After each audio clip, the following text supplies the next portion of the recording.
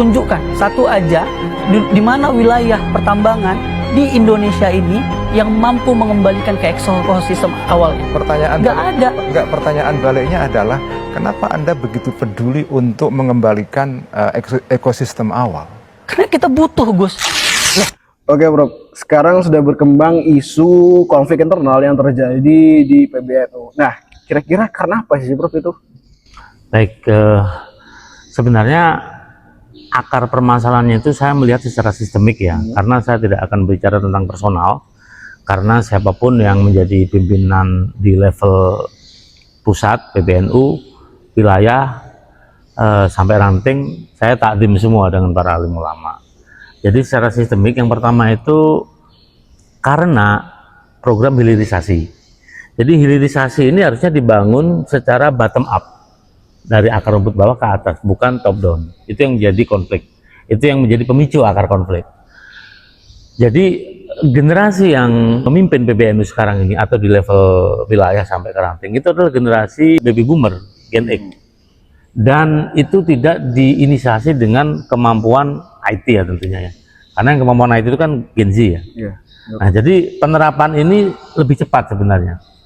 Jadi kalau kita ngukur secara umur, ketika Gen Z nanti menjadi bagian dari pimpinan di PBNU atau wilayah dan seterusnya, katakanlah begitu, berarti itu masih 10-15 tahun lagi kita menerapkan itu. Terus yang kedua masalah kaderisasi. Kaderisasi ini harusnya yang direnovasi itu konten atau materi, bukan manajemennya. Jadi manajemen kaderisasi saat ini yang dibangun itu terlalu berjenjang. Artinya tidak disimplify menjadi bab-bab yang lebih ringkas. Nah ini terlalu detail ya. Karena katakanlah akademisi ataupun intelektual PBN itu rata-rata kalau nggak dosen, dia adalah bagian dari industri. Jadi kaderisasi kalau dilaksanakan di katakanlah hari selain hari libur, Sabtu Minggu, itu akan susah waktunya.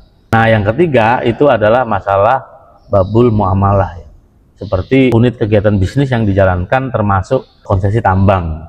Jadi konsesi tambang ini harusnya dilakukan secara proporsional melalui orang-orang yang kompeten di bidangnya. Kan ada tuh grup yang berbicara dari pengurus PBNU bahwasanya mengapa sih kita tuh penting sekali untuk membalikan ekosistem awal tambang gitu Bro.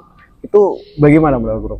Ya jadi tambang itu sendiri harusnya versinya itu dari Basil Masail, ulama-ulama yang ada di daerah ya, terutama ulama-ulama yang di dekat zona tambang. Itu harus memutuskan secara objektif, saintifik dan ilmiah agar konsesi itu juga bisa menghasilkan kesetimbangan ekosistem. Karena kalau tidak dilakukan kesetimbangan, yang terjadi adalah kerusakan.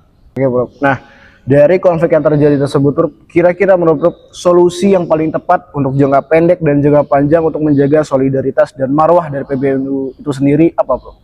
Baik, yang pertama mungkin menerapkan digitalisasi secara bertahap, secara bottom up, dari akar rumput ke atas, bukan sebaliknya.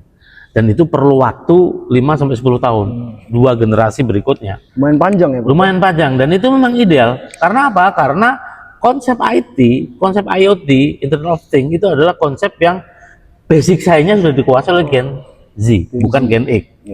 Itu yang pertama. Yang kedua terkait dengan kaderisasi, itu harusnya dilakukan secara simplify.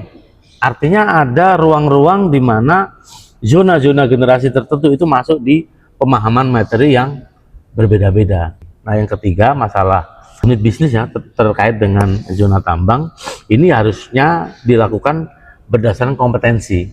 Jadi sebelum itu diputuskan, Basul Masail ini merumuskan kira-kira apa yang harus dilakukan untuk masalah eksploitasi atau eksplorasi dari zona-zona yang sudah ditetapkan sebagai zona unit bisnis.